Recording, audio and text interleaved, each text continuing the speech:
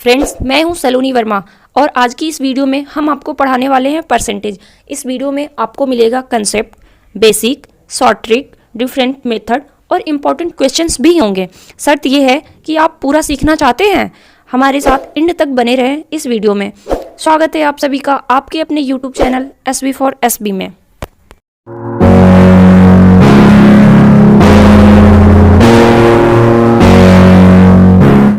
आज हम लोग परसेंटेज से रिलेटेड कुछ अलग टाइप के प्रश्न को बहुत ही आसान तरीके से सॉल्व करना सीखेंगे। परसेंटेज का जो भी प्रश्न हम आप लोगों को सॉल्व कराते हैं वो कॉम्पिटिटिव एग्ज़ाम में पहले बहुत बार पूछा जा चुका है।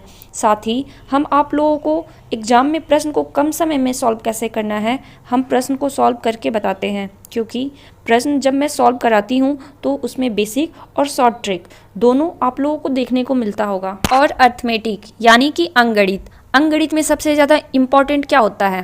प्रश्न की लैंग्वेज को समझना। ऐसा क्यों? क्योंकि अंकगणित का कोई भी चैप्टर हो, अगर आपको जोड़ना, घटाना, गुणा और भाग करना आता है तो आप कोई भी प्रश्न को केवल कुछ सेकंड में सॉल्व कर लेंगे। लेकिन ऐसा तब पॉसिबल होगा जब आप प्रश्न की लैंग्वेज को सही से समझना सीखेंगे। और हमारा उद्देश्य यही है कि हम प्रश्न के जरिए आप लोगों को प्रश्न की लैंग्वेज समझना सिखाएं। अर्थात एग्जामिनर आपसे पूछना क्या चाहता है एग्जैक्ट आपको वही समझना है। ऐसा नहीं होना चाहिए कि एग्जामिनर आपसे पूछ कुछ और रहा है, आंसर आपका आया कुछ और है, जो ऑप्शन से मैच भी कर जाता है और आप लोग टिक करके चले आते हैं, जिससे आपका प्रश्न गलत हो जाता है। तो इसलिए प्रश्न की लैंग्वेज को समझना आप लोगों के लिए बहुत ज़रूरी है। चलिए स्टार्ट करते हैं आज का पहला प्रश्न।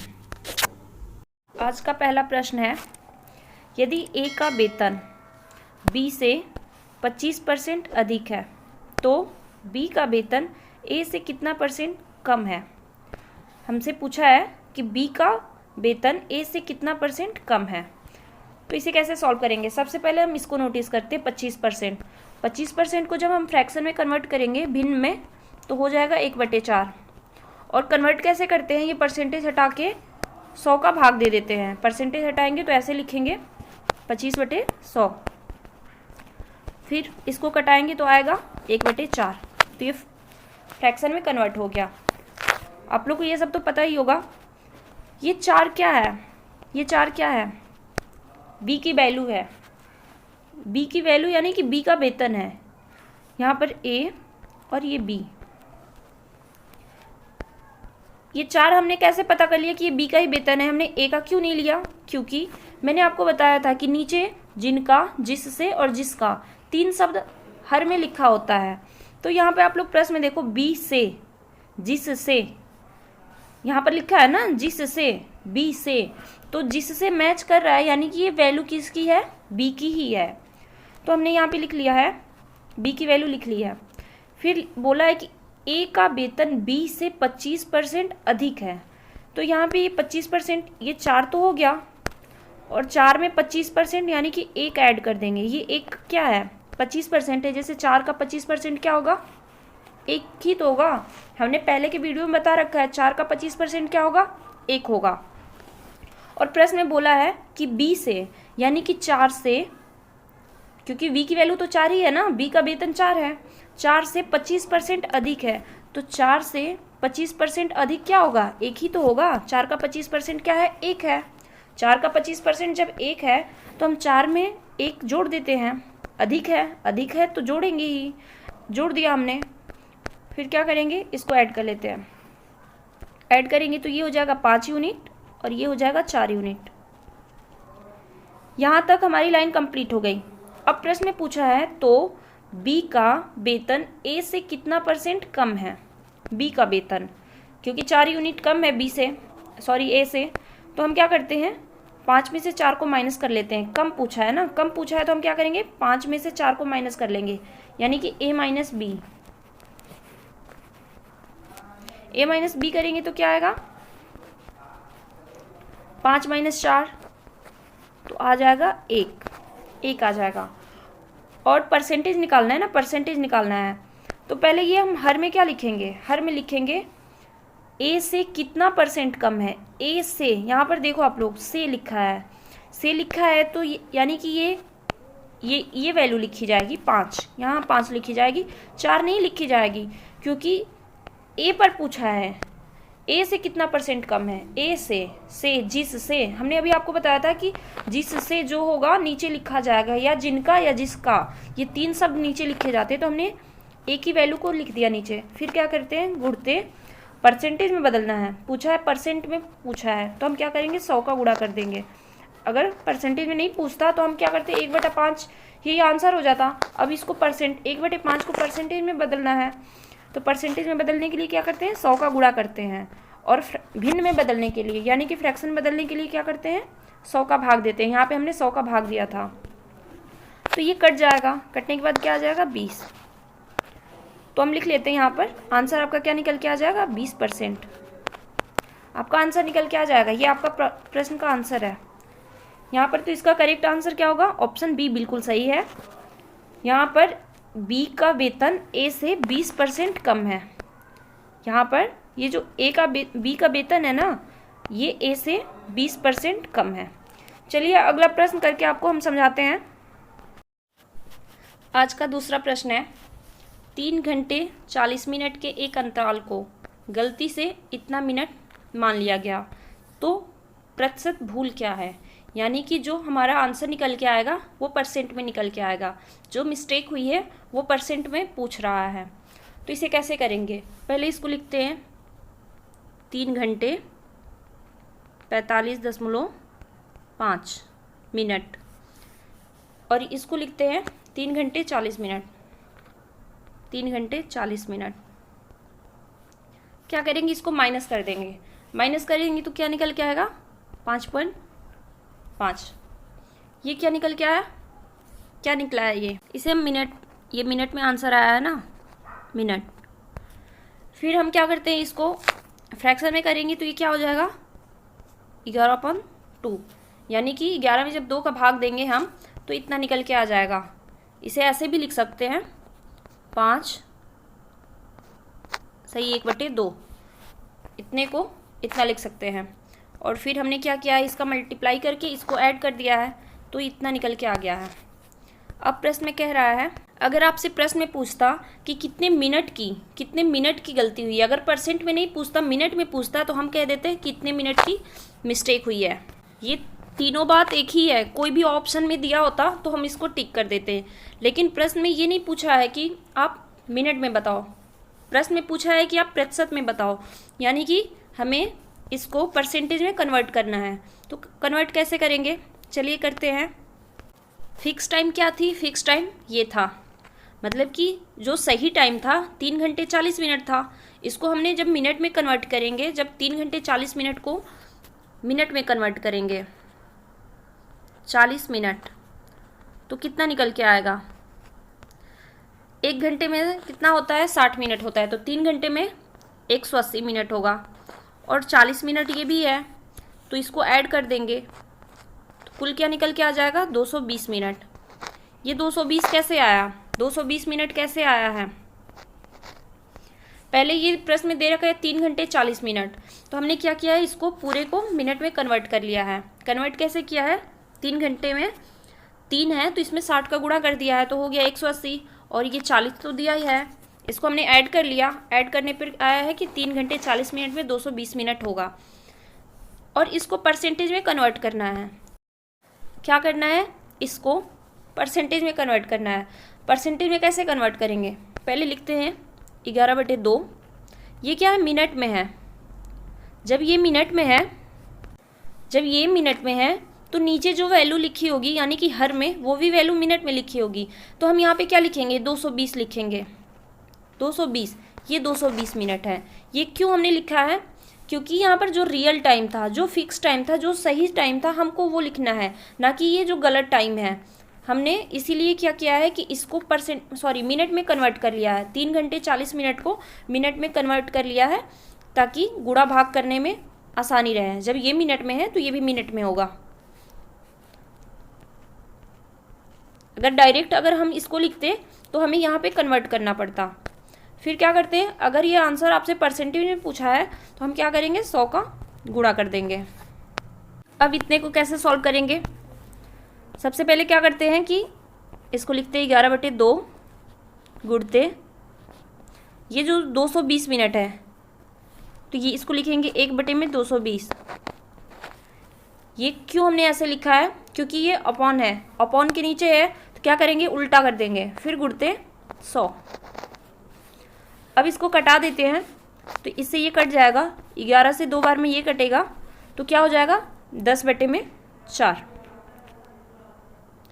10/4, 10 में जब 4 का भाग देंगे तो क्या निकल के आ जाएगा, 2.5%। आप लोग भाग करके ज़रूर देखना, ये 2.5% निकल के आ गया, ये परसेंट है 2.5%। आप लोग ऑप्शन में चेक करो कौन सा सही है, ऑप्शन नंबर डी सही है, इसका आंसर ये होगा। कैसे आया है, हमने क्या किया, इतने को सॉल्व किया है, इतने को सॉल्व करने तो आप लोग को आएगा ही, फिर सॉल्व करने के बाद इतना आंसर निकल के आया है, यही आंसर होगा। इतने परसेंट का मिस्टेक हुआ है, इतने परसेंट की भूल हुई है। और अगर मिनट में पूछता कि कितने परसेंट की भूल हुई है तो 5.5 मिनट कह लो, या 11/2 मिनट, या फिर इसको हम ये भी लिख सकते हैं। ऑप्शन में एक ही बात को कई तरीके से घुमा के पूछता है, तो आप लोग कंफ्यूज मत होना। प्रश्न जो कहता है ठीक हमें वैसे करना पड़ता है, और जो प्रश्न पूछता है ठीक हमें वही आंसर भी देना होता है। चलिए अगला प्रश्न करते हैं, पढ़ते हैं इस प्रश्न को। प्रश्न में दे रखा है P Q से 6 गुना बड़ा है, तो Q P से कितना परसेंट छोटा, यानी कि कितना परसेंट कम है। पहला तो इसमें परसेंट में पूछा है, दूसरा क्या पूछा है, छोटा पूछा है, कम वैल्यू पूछी है। तो करते हैं इसको, लिखते हैं P और Q। शर्त क्या दे रखा है, Q से P 6 गुना बड़ा है। अगर हम मान लेते हैं Q को 1 मान लेते हैं तो P क्या हो जाएगा, 6 हो जाएगा, क्योंकि P जो है Q से 6 गुना बड़ा है। तो 6 गुना कैसे होगा, 6 का गुणा कर देंगे। अगर हम Q को 2 मान लेते हैं तो P क्या हो जाएगा, 12 हो जाएगा। क्यों, क्योंकि 2 का 6 गुना, 2 गुणते 6 करेंगे तो 12 हो जाएगा। ऐसे ही अगर हम 3 मानते हैं तो P क्या हो जाएगा, 6 गुणते 3 यानी कि 18। तो इसकी ज़रूरत नहीं है, हम छोटी वैल्यू लेते हैं ताकि गुणा और भाग करने में इजी होता है। अगर हम 1 मानते हैं तो P की वैल्यू क्या हो जाएगी, 6 हो जाएगी। अब प्रश्न में पूछा है, यहाँ पर देख लो ये लाइन, P Q से 6 गुना बड़ा है, ये तो कंप्लीट हो गया। अगली लाइन कह रहा है Q P से कितना परसेंट छोटा होगा। तो पहले छोटा, छोटा यानी कम के लिए क्या करेंगे, घटा देंगे। 6 और 1 का डिफरेंस क्या होगा, 5 होगा। 6 में से 1 को माइनस करेंगे, 6 में से 1 को हम माइनस करेंगे तो 5 आएगा। फिर क्या करते हैं, 5, और ये क्या है, P से, जिससे, तो ये P की वैल्यू यहाँ पे लिखेंगे। तो P की वैल्यू क्या है, 6 है, 6 लिखेंगे। 6 कहाँ से आया है, हर में कौन सी वैल्यू लिखी जाती है, हर में जिससे, जिनका और जिसका, 3 शब्द नीचे लिखे जाते हैं। तो यहाँ पे लिखा है P से कितना परसेंट, तो ये P की वैल्यू हमने यहाँ पे लिख दी। और ये 5 कहाँ से आया है, पूछा है कितना परसेंट छोटा है, तो छोटा है तो 6 में से 1 को हमने माइनस किया है तो आ गया है ये 5। फिर क्या करते हैं, वैल्यू पूछा, परसेंटेज में वैल्यू पूछा है, परसेंटेज में ये पूछा है, तो हम क्या करेंगे, 100 का गुणा कर देते हैं। अब इसको सॉल्व कर देंगे तो ये हो जाएगा 500/6। इसका जब हम भाग देंगे तो भाग देने के बाद आएगा 83 सही 1/3%। 500 में जब हम ऐसे अगर लिख के भाग देंगे 6 का, तो 83 से 1/3% आएगा। आप लोग करके देख सकते हो। तो इस प्रश्न का आंसर क्या होगा, ये 83 से 1/3%। Q P से 83 से 1/3% छोटा है। चलिए अगला प्रश्न करते हैं, पढ़ते हैं इस प्रश्न को। प्रश्न में दे रखा है, एक व्यक्ति का 2007 में वार्षिक वेतन इतना था, जो 2006 में उसके वार्षिक वेतन से इतना परसेंट यानी कि 10% अधिक था। तो 2006 में उसका वेतन क्या था। आप लोग एक बार फिर से इस प्रश्न को पढ़ो। एक व्यक्ति का 2007 में वेतन कितना था, इतना था। हम यहाँ पे लिख लेते हैं पहले 2006 और ये 2007। प्रश्न की लैंग्वेज को समझो। जो 2006 में उसके वार्षिक वेतन से 10% अधिक था, तो ये 10% जो है इसको हम फ्रैक्शन में कन्वर्ट करते हैं। 10% को फ्रैक्शन में कन्वर्ट करेंगे तो क्या आएगा, 1/10 आएगा। अब ये 10% 2006 में उसके वार्षिक वेतन से, ये आप लोग देखो इधर से लिखा है, ये से, तो जिससे, तो ये जो किसकी वैल्यू है, ये 2006 की वैल्यू है कि 2007 की वैल्यू है? ये जो 10 है 2006 की वैल्यू होगी कि 2007 की? 2006 की होगी। ये 10 यूनिट या 10x कुछ भी लिख लेते हैं, 10x लिख लिया हमने। प्रश्न में दे रखा है, इसे मिटाते हैं।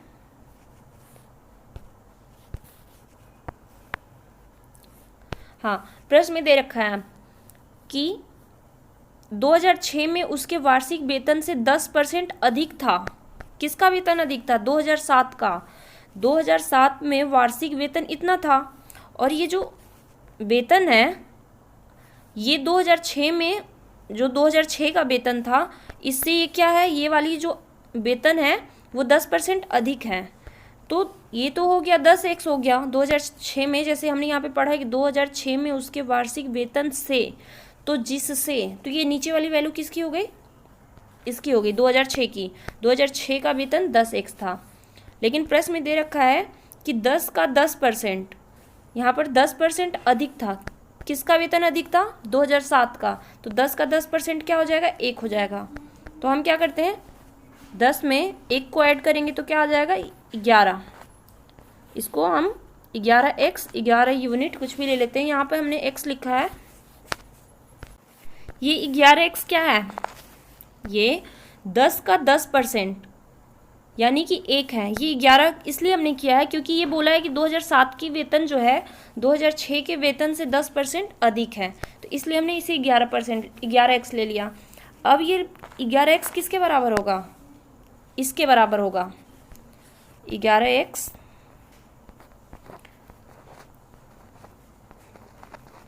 इसके बराबर हो गया। अब x बराबर क्या हो जाएगा? 80,000। x बराबर क्या निकल के आया? 80,000 आया। इसे हमने कैसे किया है? प्रश्न में क्या दे रखा था? प्रश्न में दे रखा था एक व्यक्ति का 2007 में वेतन कितना था? इतना था। ये लाइन कंप्लीट हो गई कि 2007 में एक व्यक्ति का वेतन इतना था। अगली लाइन कह रहा है कि 2006 में उसके वार्षिक वेतन से, मतलब कि 2006 में उस व्यक्ति का जो वार्षिक वेतन था उससे 10% अधिक है।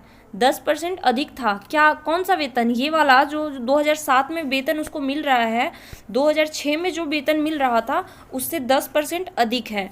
तो हमने ये यहाँ पर लिखा था कि 2006 में उसके वार्षिक वेतन से, तो से जो है यहाँ पर जिससे मैच कर रहा था, तो हमने ये वाली वैल्यू किसकी ले ली? 2006 की ले ली, 10। फिर प्रश्न में कह रहा है कि ये जो 2007 में वैल्यू थी वो 2006 से 10% अधिक थी। तो 2006 की वैल्यू क्या है? 10 है, और 10 का 10% क्या होगा? 1 ही तो होगा। तो हमने क्या किया है कि 10 में 2006 की जो वैल्यू थी उससे 10% अधिक है, तो 10 में हमने 10% यानी कि 1 को ऐड कर दिया है। 10 का 10% यही तो होगा, 1 को ऐड कर दिया है। तो फिर ऐड करेंगे तो ये क्या हो जाएगा? 11। और यहाँ पर हमने x लिया था तो यहाँ पर भी x ले लिया है। अब ये जो 11 है किसके बराबर होगा? 11x है वो इसके बराबर होगा, क्योंकि 2007 का वेतन यहाँ पे हमने क्या निकाला है? 11x, और 2006 का वेतन 10x निकाला है। प्रश्न में दे रखा है कि 2007 में वार्षिक वेतन इतना था। 2007 में वार्षिक वेतन इतना था, और हमने यहाँ पे 11x निकाला है। 2007 का वार्षिक वेतन 11x निकाला है। अब 11x की वैल्यू क्या है? 11x इक्वल टू इतना, तो x की वैल्यू निकल के आ गई इतना। अब प्रश्न में पूछा है तो 2006 में उसका वेतन क्या था? 2006 में, 2006 का वेतन पूछ रहा है उस व्यक्ति की, 2006 का वेतन। तो 2006 में व्यक्ति का वेतन क्या है? 10x है। अगर x बराबर इतना, तो 10x बराबर क्या करेंगे? 10 गुणते 80,000, यही तो करेंगे। x बराबर इतना, और 2006 में व्यक्ति का वेतन 10x है, तो हमने क्या कर दिया? 10 का 80,000 में गुणा कर दिया है, तो ये क्या होगा? 1 जीरो एक्स्ट्रा और लग जाएगा, ये 5 जीरो, यानी कि 8 लाख। ये इस प्रश्न का आंसर है। तो इसमें आप लोग देखो कौन सा ऑप्शन सही है? ऑप्शन नंबर बी बिल्कुल सही है। ऑप्शन बी, ये वाला ऑप्शन बिल्कुल सही है। इस प्रश्न को आप लोग रोक के वीडियो को अच्छे से खुद से कलम कॉपी पर सॉल्व करने की कोशिश करना। कलम से सॉल्व करोगे तो आप लोग को और भी अच्छे से समझ में आएगा। खुद से जब सॉल्व करते हैं तो चीज़ें और भी अच्छे से क्लियर होती हैं। चलिए अगला प्रश्न करते हैं। इस प्रश्न को सॉल्व करते हैं। प्रश्न में पूछ रखा है 1206 का 1/3 134 का कितना परसेंट है, यानी कि प्रश्न का आंसर परसेंट में पूछ रहा है। तो पहले निकालते हैं 1206 का 1/3। यहाँ पर लिखेंगे 1206 का यानी गुणा 1/3 यानी कि 1/3 1/3। अब क्या करते हैं, इसको सॉल्व करेंगे। इसको सॉल्व करेंगे तो ये कट जाएगा। कटने के बाद क्या निकल के आएगा, 402। इसको जब सॉल्व करेंगे तो इतना आएगा। अब प्रश्न में कह रहा है कि ये जो 402 है 134 का कितना परसेंट है। क्योंकि ये डायरेक्ट नहीं लिखा है, 402 को डायरेक्ट वैल्यू नहीं दी है, इसने प्रश्न में दिया है कि 1206 का 1/3 1206 का 1/3 134 का, यहाँ पर देखो आप लोग का लिखा है, यानी कि ये वैल्यू 134 कहाँ लिखी जाएगी, हर में लिखी जाएगी। जिसका ये मैच कर रहा है ना 134 का, तो जिसका, तो यहाँ पर ये पूछ रहा है कि ये 402 134 का, तो 134 का यानी कि ये हर में लिखा जाएगा। कितना परसेंट होगा, परसेंट में वैल्यू पूछ रही है, यानी कि 100 का गुणा कर देंगे। कितना सिंपल है। इसको जब पूरे को सॉल्व करेंगे, पूरे को सॉल्व करने के बाद क्या निकल के आएगा, 300%। 300%। ऑप्शन नंबर ए बिल्कुल सही है। हमने क्या किया है, पहले ये जो लाइन लिखा था इसको पहले सिंपली हल कर लिया है। हल करने के बाद ये 402 आया है। फिर पूछा है प्रश्न में, इतने को हल करने के बाद 402 आया है, तो 402 134 का कितना परसेंट है। तो हमने बताया था कि जो जिनका, जिसका और जिससे 3 शब्द नीचे लिखे जाते हैं, तो हमने 134 को नीचे लिख लिया। और परसेंट था तो परसेंट को परसेंट में बदलने के लिए 100 का गुणा कर दिया, तो आंसर निकल के आ गया 300%। चलिए अगला प्रश्न करते हैं। इस प्रश्न को सॉल्व करते हैं। प्रश्न में दे रखा है ए का 120% बी के 80% के बराबर है। तो इतने को लिखते हैं, ए का 120% बराबर है, यहाँ पर दे रखा है कि बराबर है, किसके बराबर है, बी के 80% के। तो लिखते हैं बी का 80%। अब जब इसको सॉल्व करेंगे तो ये क्या होगा, ये परसेंट से परसेंट कट जाएगा। फिर क्या होगा, ये कटेगा, तो कटने के बाद यहाँ पे आएगा 3 और यहाँ पे आएगा 2, यानी कि हमने 40 से 120 को कटाया है और 40 से 80 को कटाया है। तो 2 बार में ये कटा है और 3 बार में ये कटा है। अब क्या करेंगे, इसका मल्टीप्लाई कर देंगे तो 3a = 2b। यहाँ से a और b की वैल्यू निकल गई। a और b की वैल्यू क्या निकल के आई है, जब इसको इसके नीचे लेके आए हैं हम, तो ये आ गया 2/3। अब a बराबर 2 और b बराबर 3। आप लोग सोच रहे होंगे कि ये तो a/b की वैल्यू है, a/b की वैल्यू 2/3 है, लेकिन नहीं, यहाँ पर हम कंपेयर करते हैं। जब भी ऐसा आता है तो हम कंपेयर करके वैल्यू को निकालते हैं। तो हमने यहाँ पर a की वैल्यू को 2 और b की वैल्यू को 3 मान लिया है। अब क्या करते हैं, यहाँ पर देखो प्रश्न में दे रखा है, ये तो लाइन कंप्लीट हो गई यहाँ तक। यहाँ पर दे रखा है b + a/b - a की वैल्यू, ऐसे b + a/b - a की वैल्यू पूछा है। तो अब तो निकाल ही लोगे आप लोग। a की वैल्यू क्या है, 2 है और b की वैल्यू 3 है। तो रखते हैं 3 + 2 बटे 3 - 2। अब इसको सॉल्व करेंगे तो क्या आ जाएगा, 5, क्योंकि 3 में से 2 को माइनस करेंगे तो 1 आ जाएगा। ये इस प्रश्न का आंसर है। पहले हमने क्या किया है आप लोग समझ गए होंगे। चलिए अगला प्रश्न करते हैं। इसे समझिए आप लोग। प्रश्न में दे रखा है, यदि 24 कैरेट सोने को 100% समझा जाता है। 100% सोना कब होता है, जब 24 कैरेट का हो। तो 24 कैरेट सोने को 100% शुद्ध सोना माना जाता है। तो 22 कैरेट सोने में शुद्ध सोने का परसेंट ज्ञात करिए, यानी कि इसका भी आंसर परसेंट में आएगा। 24 कैरेट सोने को 100% समझा जाता है या माना जाता है, तो 22 कैरेट सोने में शुद्ध सोने का परसेंट ज्ञात करें। तो इसे कैसे करेंगे, पहले यहाँ पर लिखते हैं 22 कैरेट का परसेंटेज पूछा है ना, तो 22 लिख लेते हैं। और नीचे क्या लिखा जाएगा, 24। 24 क्यों, 24 नीचे क्यों लिखेंगे, क्योंकि यहाँ पर देखो 22 कैरेट सोने में शुद्ध सोने का, यहाँ पर लिखा है शुद्ध सोने का, जिसका मैच कर रहा है। तो ये शुद्ध सोना क्या है, शुद्ध सोना कितने परसेंट होता है, शुद्ध सोने कैरेट में कितना होता है, 24 कैरेट होता है। 24 कैरेट में 100% शुद्ध सोना होता है, और शुद्ध सोना कैरेट में पूछा जाएगा तो क्या होगा, 24। तो हमने लिख दिया है यहाँ पर 24।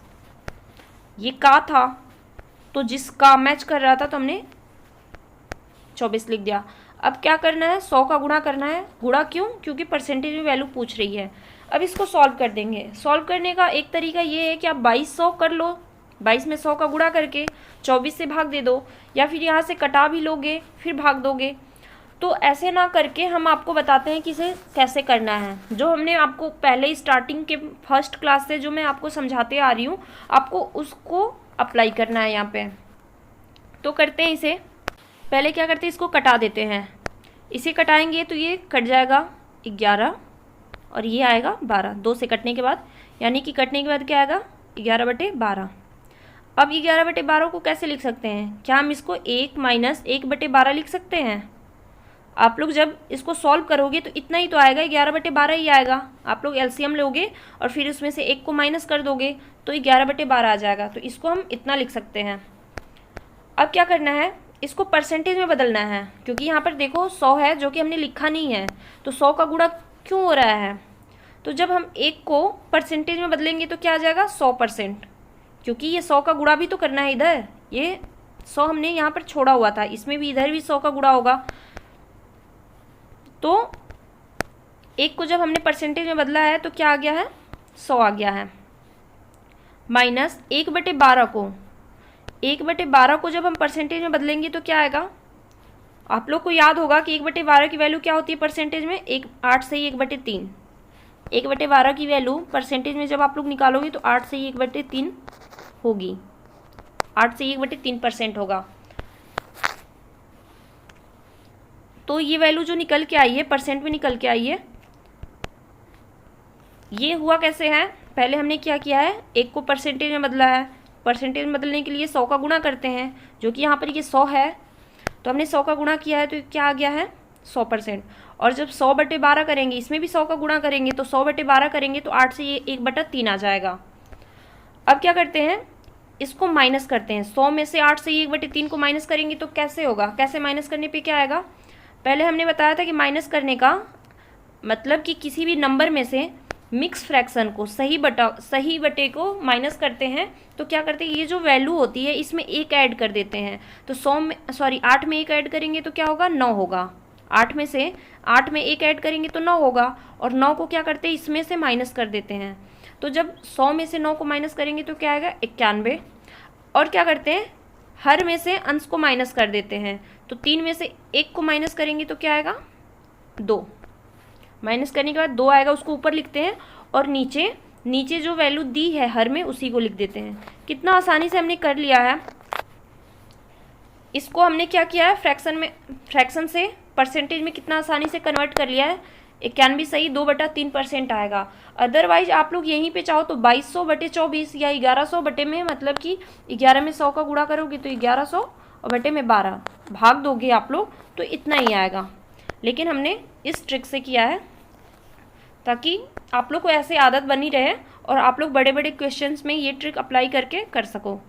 अगला प्रश्न करते हैं। इस प्रश्न को आप लोग समझने की कोशिश करिएगा। चलिए सॉल्व करते हैं। राम अपने वेतन का 14% बचत करता है, जबकि श्याम अपने वेतन का 22% बचत करता है। यदि दोनों को बराबर वेतन मिलता है और श्याम 1540 रुपये बचत करता है। यहाँ पर परसेंट में भी दे रखा है और इधर रुपए में भी दे रखा है। तो राम कितना बचत करता है, तो राम कितना बचत करता है। इस प्रश्न को कैसे करेंगे, सबसे पहले आप लोग इधर लिखो राम और ये लिखो श्याम। राम को R से और श्याम को S से। फिर क्या, ये 14%, 14% कौन बचत करता है? राम। और श्याम कितना परसेंट बचत करता है? 22%। तो हमने लिख लिया यहाँ पे 22%, ये 22% हो गया। अब 14% को जब आप परसेंट से फ्रैक्शन में कन्वर्ट करोगे तो आएगा 7/50। परसेंट हटा के और हम क्या करेंगे, 100 से भाग दे देंगे। तो 100 से जब भाग देंगे तो इतना निकल के आएगा। ऐसे 14% हटाएंगे और फ्रैक्शन में कन्वर्ट करेंगे तो 100 से भाग देंगे, तो ये 2 से कटेगा तो क्या निकल के आ जाएगा, 7, और ये हो जाएगा 50। तो आप लोग को समझ आ रहा होगा ये कैसे हुआ है। सेम 22% को फ्रैक्शन में कन्वर्ट करेंगे तो आएगा 11/50। ये 7 क्या है? ये 7 क्या है? ये 7 यूनिट बचत करता है। 7 यूनिट या 7x, ये टोटल वैल्यू क्या है? टोटल वेतन क्या है? 50 है, जिसमें से 7 यूनिट ये बचत करता है। सेम ऐसे ही श्याम क्या करता है? श्याम का टोटल क्या है? टोटल वेतन 50 है, क्योंकि प्रश्न में दे रखा है कि यदि दोनों का बराबर वेतन हो, बराबर वेतन, तो यहाँ पर देखो 50 राम का भी है और श्याम का भी 50 है। वेतन, टोटल वेतन क्या है? 50 है, लेकिन श्याम 11 यूनिट बचत करता है और राम 7 यूनिट बचत करता है। अब प्रश्न में दे रखा है, इसको यूनिट ले लेते हैं, लिख लेते हैं यहाँ पे। लेकिन प्रश्न में ये भी कहा है यदि दोनों को बराबर वेतन मिलता है और श्याम 1540 रुपये बचत करता है। 1540 रुपये, कौन? श्याम। तो 11 यूनिट, ये बचत क्या होगा? अगर बचत देखा जाए तो राम का कितना है? 7 यूनिट है, और श्याम का कितना है? 11 यूनिट है। तो ये 11 यूनिट किसके बराबर होगा? 1540 के बराबर होगा। कैसे? क्योंकि ये 11 यूनिट बचत करता है, यूनिट में 11 यूनिट बचत करता है, लेकिन प्रश्न में दे रखा है कि श्याम 1540 रुपये बचत करता है। तो 11 यूनिट किसके बराबर होगा? 1540 के। तो 1 यूनिट की वैल्यू क्या निकल के आएगी? 1 यूनिट की वैल्यू निकलेगी यूनिट बराबर 140। जब 1540 में हम 11 से भाग देंगे तो 140 निकल के आएगा। प्रश्न में क्या पूछ रखा है? प्रश्न में पूछ रहा है राम कितना बचत करता है, राम का बचत पूछ रहा है। तो राम 7 यूनिट बचत करता है, लेकिन हमें रुपए में बताना है कि कितने रुपए बचत करता है। तो यहाँ पर देखो 1 यूनिट बराबर क्या होगा? 140 रुपये। तो 60 यूनिट बराबर 7 गुणते 140। जब 7 में 140 का गुणा करेंगे तो क्या निकल के आएगा? 980। 14 में 7 का गुणा करेंगे तो 98 आएगा। ये 0 लगा दिया हमने यहाँ पर डायरेक्ट, तो ये रुपए में निकल के आ गया। ये इस प्रश्न का आंसर है। क्या किया है हमने? पहले हमने ये जो यूनिट में बचत था उसको निकाल लिया है, और बचत निकाला कैसे है? इसको फ्रैक्शन को परसेंटेज से फ्रैक्शन में कन्वर्ट कर लिया है। और ये जो 50 है ये टोटल वैल्यू है। जब भी ऐसे प्रश्न दिया रहता है तो ये ऊपर की वैल्यू नीचे का इतना % होता है, तो ये टोटल वैल्यू हमेशा नीचे वाली वैल्यू टोटल को रिप्रेजेंट करती है। और ये 11 यूनिट 1540 के बराबर है, ऐसा प्रश्न में दिया है। हमने 11 यूनिट निकाला है श्याम का बचत, और प्रश्न में 1540 दे रखा है, तो हमने इसको क्या किया? कंपेयर कर दिया है। तो 1 यूनिट की वैल्यू क्या निकल के आई है? 140। जब 1 यूनिट 140 रुपये के बराबर है और राम का बचत कितना है? 7 यूनिट है, तो हम यहाँ से 7 गुणते 140 कर लिए हैं। फिर यहाँ से गुणा करने के बाद 980 निकल के आ गया है। तो करेक्ट आंसर होगा ऑप्शन बी है। करेक्ट आंसर क्या है? Option B. अगला प्रश्न करते हैं। प्रश्न में दे रखा है एक संख्या को 22 से 1/2% बढ़ाया जाता है तो वह संख्या 98 हो जाती है। तो संख्या ज्ञात करें। एक संख्या को 22 से 1/2%, इसको जब हम फ्रैक्शन में कन्वर्ट करेंगे 22 से 1/2% को, तो क्या निकल के आएगा? 9/40। कैसे? जब आप लोग 22 से ही 1/2 को पहले क्या करोगे? आप 22 में 2 का गुणा करोगे तो क्या होगा? 44, उसमें 1 जोड़ोगे तो आ जाएगा 45/2%। परसेंट हटाने के लिए क्या करेंगे? इसको 100 से भाग दे देंगे, इसको लिखेंगे 45/2 गुणते 100। परसेंटेज हटाने के लिए क्या करते हैं? 100 से भाग देते हैं। अब इस पूरे को सॉल्व जब करेंगे हम तो क्या निकल के आएगा? जैसे 5 से इसको कटाएंगे तो 9 बार में कटेगा और ये 20 बार में कटेगा। तो इसको सॉल्व करेंगे तो क्या निकल के आएगा, 9/40। तो हमने क्या किया है, इसको डायरेक्ट 22 से 1/2% को हमने 9/40 लिख दिया है। आप लोगों को यहाँ पे हमने करके भी दिखा दिया कि कैसे हुआ है। अब इसको करते हैं, इसको हटा देते हैं। अब जब इसको हमने फ्रैक्शन में कन्वर्ट किया है तो ये नीचे की वैल्यू जो है वो क्या है, ओरिजिनल नंबर है। अभी हमने आपको बताया है कि जो नीचे की वैल्यू होती है टोटल नंबर होती है, ओरिजिनल नंबर होती है। तो प्रश्न में लिखा है कि एक संख्या को 22 से 1/2% बढ़ाया जाता है तो वह संख्या 98 हो जाती है। तो ये ओरिजिनल नंबर है 40 है, इसमें क्या करते हैं 22 से 1/2% बढ़ाते हैं। तो 40 का 22 से 1/2% क्या होगा, 9 होगा।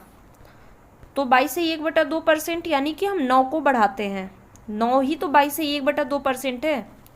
और ये 44 नहीं होगा, 40 होगा, 40। तो 40 में 9 जोड़ दिया तो क्या हो गया, 49 हो गया।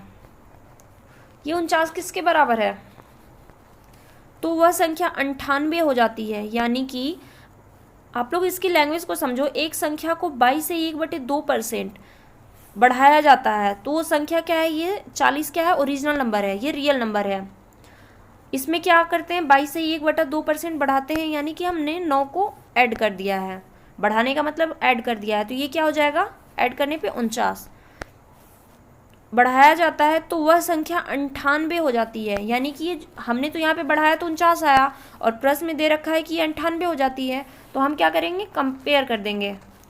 तो 49 और ये 98, ये 49 यूनिट होगा। तो 1 यूनिट बराबर क्या हो जाएगा, 2 हो जाएगा। 1 यूनिट बराबर 2 हो जाएगा। प्रश्न में पूछा है ये 9 यूनिट है और ये 40 यूनिट है। प्रश्न में पूछा है कि वो संख्या ज्ञात करें, यानी कि ये ओरिजिनल नंबर है, ओरिजिनल नंबर पूछ रहा है, ओरिजिनल नंबर पूछ रहा है। तो 40 यूनिट, 1 यूनिट बराबर 2, तो 40 यूनिट बराबर क्या हो जाएगा, 40 गुणित 2 यानी कि 80। ये इस प्रश्न का आंसर है, 80। आज का क्लास आप लोगों को अच्छे से समझ आया होगा, तो आप लोग चैनल को सब्सक्राइब करिएगा और वीडियो को लाइक करिएगा और अपने दोस्तों में भी ज़रूर शेयर करिएगा। आज के लिए बस इतना ही। Thank you.